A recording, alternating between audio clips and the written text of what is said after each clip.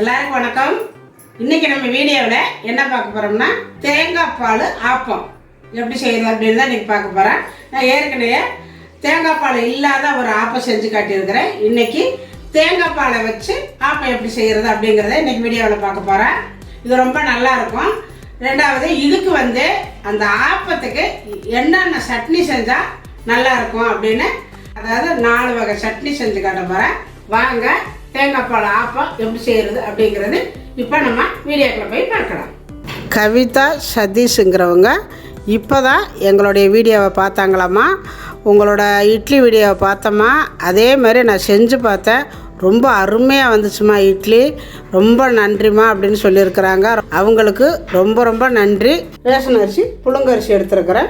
எப்போவுமே நான் டம்ளரில் தான் உங்களுக்கு அளந்து காட்டுவேன். நிறைய பேர் கிலோ கணக்கில் சொல்லுங்கம்மா, 1/4 கிலோ 1/2 கிலோ அந்த மாதிரி சொல்லுங்கம்மா அப்படின்னு நிறைய கேட்குறீங்க. உங்களுக்காகத்தான் இன்றைக்கி நான் கிலோ கணக்கில் அளந்து காட்டலான்ட்டு எடுத்துருக்கிறேன்.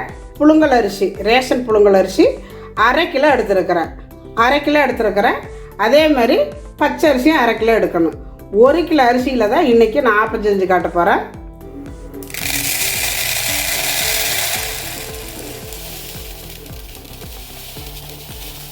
அரை கிலோ ரேஷன் பச்சரிசி. இப்போல்லாம் ரேஷனில் பச்சரிசி நல்ல அரிசியாகவே கொடுக்குறது இல்லை. பாருங்கள் எப்படி இருக்குதுன்னு அரிசி. அதாவது இந்த வாட்டியாவது பரவாயில்ல, போன வாட்டி கொடுத்தாலும் ரொம்ப நல்லா இல்லை. பாருங்கள் பழுப்பு நேரத்தில் எப்படி எப்படியே இருக்குது. இதுதான் கொடுக்குறாங்க. 2 அரிசி ஒன்றா போட்டுக்கலாம். இப்போ இதை நல்லா கழுவணும். 4-5 தடவை நல்லா கழுவணும்.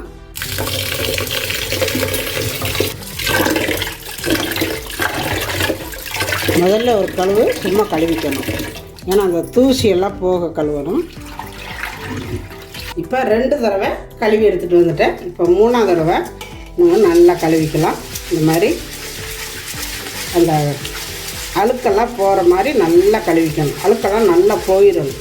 அப்போ தான் நம்மளுக்கு ஆப்பம் இட்லியாக இருந்தாலும் ஆப்பமாக இருந்தாலும் நல்ல வெள்ளையாக இருக்கும். நல்லா இந்த மாதிரி பிணைஞ்சு கூட கழுவிக்கலாம். நல்லா 2 கையும் அப்படி உங்களால் முடியலைன்னா 2 கையும் போட்டு கூட இந்த மாதிரி தேய்ச்சி எடுத்துக்கோங்க. கொஞ்சம் வெள்ளையாக இருக்கும். உங்களுக்கு வெள்ளையாக வேணும்னா, இல்லைன்னா அப்படியே கலராக இருந்தாலும் பரவாயில்லன்னா போட்டிங்கன்னா இன்னும் நல்லது. அப்படியே அந்த பட்டையோடு போட்டு செஞ்சால் தான் நம்மளுக்கு சத்து. ஏன்னா நிறைய பேர் வெள்ளையாக இல்லைங்கிறீங்க. அதுக்காகத்தான் நான் இப்படி சொல்கிறேன். இன்னும் ஒரு 2 தடவை கழுவி எடுத்தோன்னா நல்லா வெள்ளையாக வந்துடும். கழுவிட்டு காட்டுறேன்.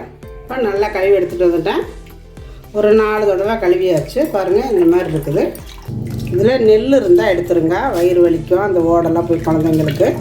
மற்றபடி அந்த கருப்பு இதெல்லாம் எடுக்கணுங்கிறது இல்லை, அந்த கலரு இதெல்லாம் எடுக்கணுங்கிறது இல்லை. இப்போ இது ஒரு 3 மணி நேரம் ஊறட்டும். நான் அப்புறம் காட்டுறேன். அரிசி ஊறிக்கிட்டு இருக்குது. உளுந்து எடுத்துக்கலாம்.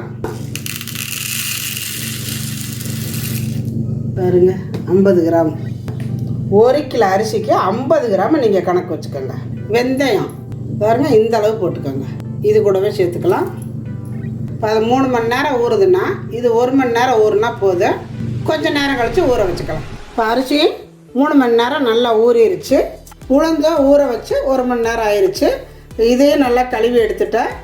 இதையும் கழுவி தண்ணியெல்லாம் இருத்துட்டு வச்சுருக்கிறேன். இங்கே பார்த்தீங்கன்னா கிரைண்டரையும் கழுவியாச்சு. நான் ஏற்கனவே ஆப்பத்துக்கு தனித்தனியாக அரைச்சேன். அதாவது கொஞ்சோண்டு உளுந்தாக இருந்தாலும் உளுந்து தனியாக அரிசி தனியாக அரைச்சேன். இன்றைக்கி எல்லாமே ஒட்டுக்கத்தான் போட போகிறேன். கிரைண்டரில் உளுந்தை ஊற வச்சுருக்கிறேன். உளுந்தையும் போட்டுக்கலாம்.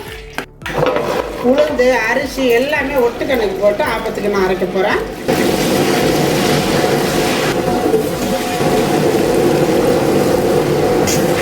எல்லா அரிசியும் போட்டாச்சு.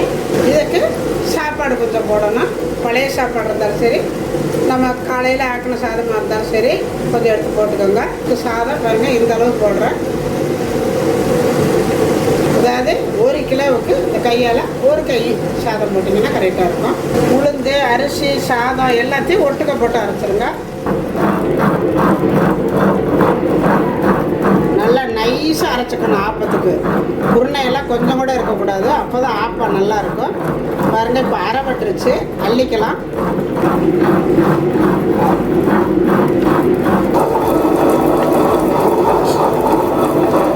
இப்போ எல்லாமே பாருங்கள் அரைச்சல்லியாச்சு. இப்போ இதை கழுவி எடுத்துக்கலாம். இப்போ கிரைண்டர் கழுவின தண்ணியை ஊற்றிக்கலாம். கொஞ்சமாக தான் கழுவி தண்ணி ஊற்றிருக்கிறேன். உளுந்து சாப்பாடு அரிசி எல்லாமே ஒட்டுக்க போட்டு அரைச்சிட்டோம். ரெண்டாவது தண்ணியை கழுவி ஊற்றி அப்படியே ஊற்றி வச்சு இதை கலக்கெல்லாம் வேண்டாம், இப்படியே வச்சுருவோம். உப்பு போடலை, சும்மா அப்படியே வச்சுருக்கிறேன். நான் இப்போ நைட்டு தான் அரைச்சி வைக்கிறேன். நான் காலையில் ஆப்ப ஊற்றையில் காட்டுறேன். இப்போ மாவு நைட்டு அரைச்சி வச்சோம். இப்போ பார்க்கலாம். மாவு ரொம்ப பொங்கிடக்கூடாது, ஆப்பம் வராது, இந்த மாதிரி தான் இருக்கணும்.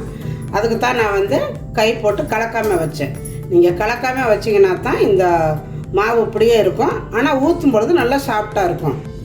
இன்னொன்று நான் போன வாட்டி ஆப்பம் செய்யும் பொழுது அரிசியை மட்டும் தனியாக அரைச்சிட்டு கொஞ்சம் போல் அரிசி மாவு தனியாக எடுத்து வச்சுருந்தேன். அது எதுக்காகனா ஆப்பம் செய்ய தெரியாதவங்களுக்கு அது ஈஸியாக இருக்கும், அதனால் வச்சுருந்தேன். அதாவது ஆப்பத்துக்கு ஒட்டுக்கத்தான் அரைக்கணும். நான் தெரியாதவங்களுக்கு ரொம்ப ஈஸியாக இருக்கட்டுங்கிறதுக்காக இன்றைக்கி நான் அரிசி மாவு எடுத்து வச்சு இந்த மாதிரி நீங்கள் ஆப்பம் ஊற்றுங்க, உங்களுக்கு கரெக்டாக வரும் அப்படிங்கிறதுக்காகத்தான் நான் அதை காட்டினேன். இன்றைக்கி எல்லாமே ஒட்டுக்கவே போட்டு அரைச்சி வச்சுருக்கிறேன். இதை கலக்காமல் வச்சுருக்கிறேன். பாருங்கள், இப்போ நான் எடுத்து காட்டுறேன். பாருங்கள், நல்லா கெட்டியாக இருக்குது பாருங்கள். அதாவது பொங்கி வந்துடாமல் இருக்குது, இப்படி தான் இருக்கணும். உப்பும் போடக்கூடாது, ஏன்னா பச்சரி சரிக்கு சரி போட்டிருக்குறோம், சீக்கிரம் புளிச்சிடும். அதனால் உப்பும் போடாமல் கலக்காமல் வச்சிடணும். எப்போவுமே நீங்கள் ஆப்பத்துக்கு காட்டினீங்கன்னா இப்போ தான் உப்பு போட்டுக்கணும். தேவையான அளவு உப்பு போட்டுக்கலாம். போட்டுட்டு நல்லா கலக்கி விட்டுருவோம். இந்த ஆப்பமெல்லாம் நல்லா வரணும்னா நான் சொல்கிற மாதிரியே நீங்கள் கரெக்டாக அதை ஃபாலோ பண்ணணும். ரெண்டாவது வீடியோவை ஓட்டி விடாமல் நீங்கள் பார்த்தீங்கன்னா தான் அந்த கரெக்டாக நீங்கள் பண்ண முடியும். அந்த ஆப்பம் கரெக்டாக நான் செஞ்ச மாதிரியே உங்களுக்கு வரும். இந்த அளவு கெட்டியாக இருக்குது. நம்ம இன்னும் தேங்காய் பால் விடும் பொழுது கரெக்டாக இருக்கும். இப்போ இது இருக்கட்டும். இதுக்கு தேவையான சட்னி பார்த்துக்கலாம். இப்போ இதுக்கு நம்ம 4 விதமான சட்னி தான் நான் செய்ய போகிறேன். 2 உருளைக்கிழங்கு தொலைச்சி வச்சுட்டு வச்சுருக்கிறேன். இது இதில் போட்டுக்கலாம். கத்திரிக்காயை அப்படியே காம்பை வெட்டிட்டு போட்டுக்கிறேன். உப்பு தேவையான அளவு போட்டுக்கலாம். கொஞ்சம் போல் தண்ணி, இந்த அளவு இருந்தால் போதும். இப்போ இதை மூடி வச்சு ஒரு 3 விசில் விட்டால் போதும். 3 விசில் விட்டுட்டு காட்டுறேன் உங்ககிட்ட. மிளகா சட்னி ரொம்ப நல்லா இருக்குங்க. இந்த மிளகா சட்னி எனக்கு ரொம்ப ரொம்ப பிடிக்கும். 5 வரமிளகாயை இந்த மாதிரி நான் அடுப்பில் சுட்டு வச்சுருக்கிறேன். இந்த காம்பை பிச்சுருங்க. கொஞ்சமாக புளி, 2 பல் பூண்டு, கொஞ்சம் போல் சின்ன வெங்காயம். இந்த சட்னிக்கு ரொம்ப நல்லாயிருக்கும். தேவையான அளவு உப்பு, ஒரு 3 சின்ன தக்காளி, இப்போ அதையும் சேர்த்துக்கலாம். இப்போ இதை அரைச்சிக்கலாம். மிளகா சட்னி ரெடி ஆயிடுச்சு. இதை ஒரு பாத்திரத்துக்கு மாற்றிக்கலாம். இப்போ நம்ம வேக வச்ச கத்திரிக்காய் உருளைக்கிழங்கு விசில் ஆஃப் பண்ணிட்டேன். எடுத்து பார்க்கலாம். பாருங்கள், இது நல்லா வெந்திருக்குது. இந்த கத்திரிக்காயை மட்டும் எடுத்து பூச்சி இருக்குதான்னு ஒரு முறை இப்படி பார்த்துக்கணும். இப்போ இது ஒரு கடைஞ்சிக்கணும். பாருங்க, நல்லா நைஸாக இந்த மாதிரி கடைஞ்சிக்கணும். இப்போ கத்திரிக்காய் சட்னி தாளிக்கிறதுக்கு எண்ணெய் விட்டுக்கலாம். இப்போ எண்ணெய் காஞ்சது கொஞ்சம் போல் கடுகு போல் போட்டுக்கோங்க. கொஞ்சம் போல் கருவேப்பிலை, கொஞ்சமாக சின்ன வெங்காயம் பொடியாக வெட்டி வச்சுருக்கிறேன், அதை சேர்த்துக்கலாம்.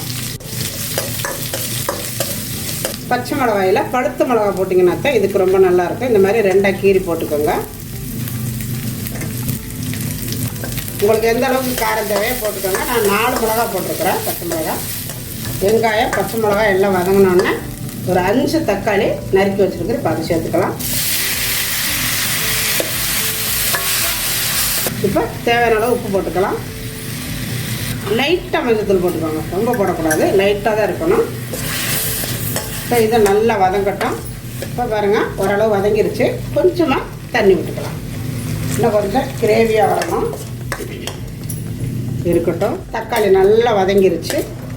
நம்ம வேக வச்சுருக்கிற இந்த கத்திரிக்காய் உருளைக்கிழங்கை சேர்த்துக்கலாம். நல்லா ஓரளவு கெட்டியாகவே வச்சுக்கோங்க, நல்லாயிருக்கும். நல்லா கொதிச்சிருச்சு, போதும், அவ்வளவுதான். இப்போ அடுப்பு ஆஃப் பண்ணிவிட்டு இதை வேறு பாத்திரத்துக்கு மாற்றிக்கலாம்.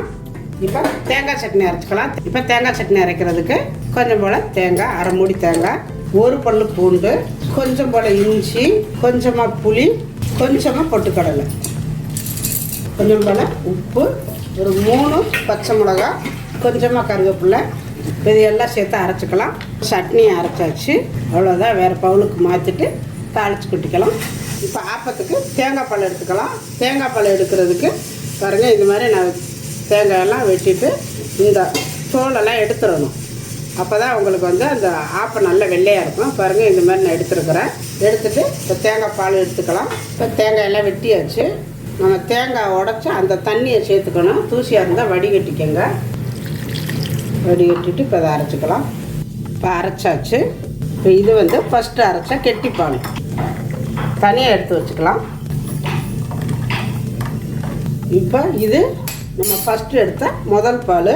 ஃபஸ்ட்டு பாலை ஆப்பம் தொட்டு சாப்பிட்றதுக்கு வச்சுக்கலாம். இப்போ பார்த்தீங்கன்னா ரெண்டாவது தேங்காய் பாலை எடுத்தாச்சு. ரெண்டாவது பாலை மாவில் சேர்த்து ஆப்பம் ஊற்றிக்கலாம். இப்போ பார்த்தீங்கன்னா 4 சட்னி ரெடி ஆயிடுச்சு. எல்லாத்துக்குமே தாளிப்பு போட்டுக்கிறேன். இது தேங்காய் பால், கெட்டியான தேங்காய் பால்.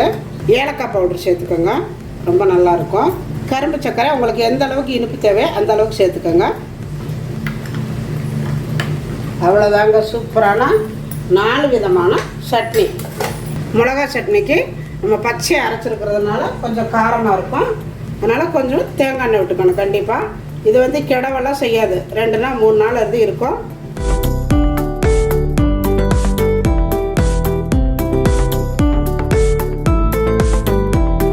இப்போ எல்லாமே நல்லா கலக்கி விட்டுக்கலாம் சட்னியெல்லாம்.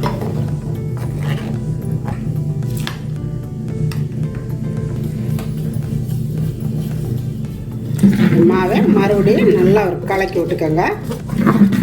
கலக்கி விட்டுட்டு இது எல்லா மாவுலேயுமே தேங்காய் பால் சேர்த்துக்கூடாது. என்ன தான் நம்ம பிரிச்சுக்கில் வச்சுருந்தாலும் கூட தேங்காயோட அந்த ஒரு ஸ்மெல்லு, அதாவது சளிச்ச மாதிரி வரும்.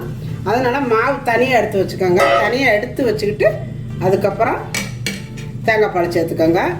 உங்களுக்கு எந்த அளவுக்கு மாவு வேணுமோ அந்த அளவுக்கு எடுத்து வச்சு சேர்த்துக்கோங்க. நம்ம ரெண்டாவதாக எடுத்தால் தேங்காய் பால் நல்லா கலக்கி விட்டு ஊற்றிக்கோங்க. அதாவது ஆப்ப மாவு வந்து தண்ணியாக தான் இருக்கணும். நான் வந்து ஆப்ப சோடாலாம் போடவே இல்லை. நீங்கள் வேணும்னா போட்டுக்கலாம். ஆனால் நான் அரைச்ச மாதிரி பக்குவத்தில் நீங்கள் அரைச்சிங்கன்னா ஆப்ப சோடா தேவையில்லை. பாருங்கள், இந்த அளவுக்கு தண்ணியாக இருக்கணும்.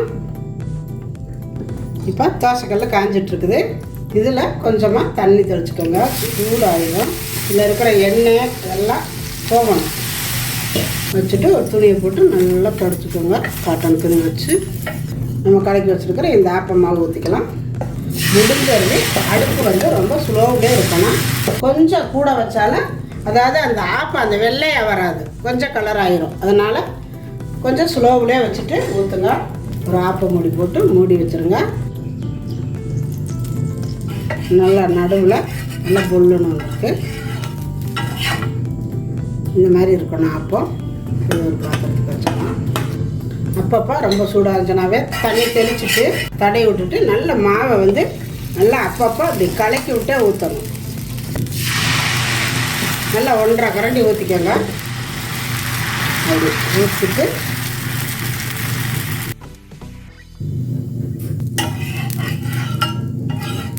அடுப்பு ஸ்பீடாக இருந்தால் தான் கலர் வரும், இல்லாட்டி கலரே வராது.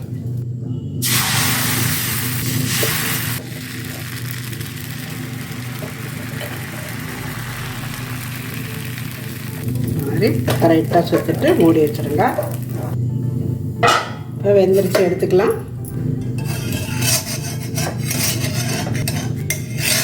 பாருங்க, சூப்பரான ஆப்பம், ரொம்ப அருமையாக இருக்குது. பாருங்க, பின்னாடியுமே நல்லா தான் இருக்குது. இப்போ பாருங்கள் ஆப்பம் எப்படி வந்திருக்குன்னு, ரொம்ப அருமையாக இருக்குது பாருங்கள். இது வந்து நம்ம தோசைக்கல்லில் ஊற்றின ஆப்பம் ரொம்ப அருமையாக இருக்குது பாருங்கள், எவ்வளோ சாஃப்டாக இருக்குன்னு. இது வந்து ஆப்பச்சட்டியில் ஊற்றின ஆப்பம் ரொம்ப அருமையாக இருக்குது. ஓட்டையாக எவ்வளோ அழகாக இருக்குது. இந்த ஓட்டை வரணும் ஆப்பத்துக்கு. இந்த மாதிரி எடுத்து மடக்கினா அவ்வளோ நல்லா, அங்கே பாருங்க, இந்த மாதிரி இருக்கணுங்க ஆப்பம்.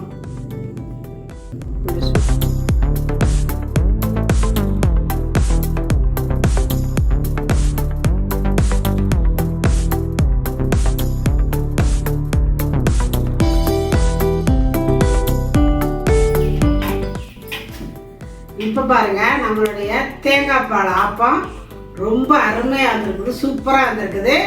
இதுக்கு வந்து மெயினாக என்னன்னு கேட்டிங்கன்னா, நிறைய பேர் வந்து தேங்காயை போட்டு ஆட்டும் பொழுது ஆட்டிடுவாங்க. ரெண்டாவது, ஒவ்வொருத்தர் தேங்காய் பூ சிரவி நம்ம வந்து ஆப்பம் ஊற்ற பொழுது அந்த மாவில் போட்டு ஊற்றிக்கிறாங்க. அதுவும் நல்லா தான் இருக்கும்.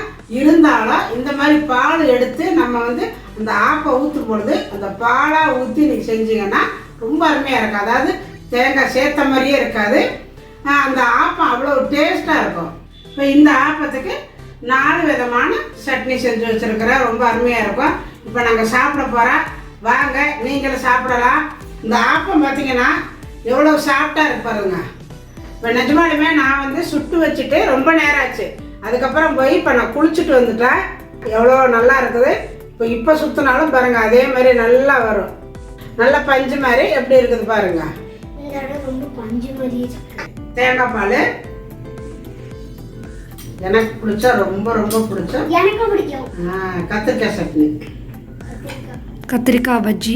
கத்திரிக்காய் பஜ்ஜி ஆமாம், எங்கள் பாப்பாவுக்கு ரொம்ப பிடிக்கும். அது மிளகாய் சட்னி. மிளகாய் சட்னி கம்மியாக தான் வச்சுக்கணும், காரமாக இருக்கும்.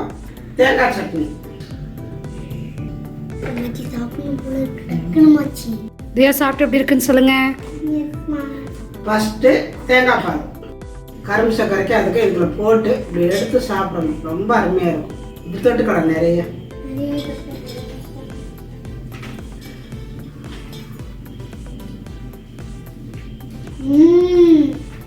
ரொம்ப அருமையாக இருக்கும். அடுத்து மிளகாய் சட்னி. தியா காரமா? நான் அப்படியே சொன்ன மாதிரி தான் ஒன்னொன்னே தொட்டு சாப்பிடும் பொழுது ஒன்றுக்கு ஒன்று மட்டமிடாம அவ்வளோ டேஸ்ட்டாக இருக்கும். தியா எப்படி இருக்கு எல்லாமே? சூப்பரா இருக்கு. எந்த சட்னி உனக்கு ரொம்ப பிடிச்சிருக்கு? எனக்கு எல்லாமே பிடிச்சிருக்கு. ஆக்சுவலி வந்து இதே மாதிரி நீங்க செஞ்சு பார்த்தீங்கன்னா சூப்பரா வரும். அம்மாச்சி சொன்ன அதே அளவுக்கு போட்டு இதே மாதிரி செஞ்சு பாருங்க. இந்த வீடியோ பிடிச்சிருந்தா லைக் பண்ணுங்க, ஷேர் பண்ணுங்க, கமெண்ட் பண்ணுங்க, சப்ஸ்கிரைப் பண்ணிடுங்க. எங்கள் தியா சொன்ன மாதிரியே செஞ்சுருங்க. ரொம்ப அருமையாக இருக்குது எல்லா சட்னியுமே. நன்றி. வாழ்க வளமுடன். இதே மாதிரி செஞ்சு பாருங்க. செஞ்சு பார்த்துட்டு எப்படி வந்துங்கிறத எனக்கு கமெண்ட்ல சொல்லுங்க. ரொம்ப நன்றி. வாழ்க வளமுடன்.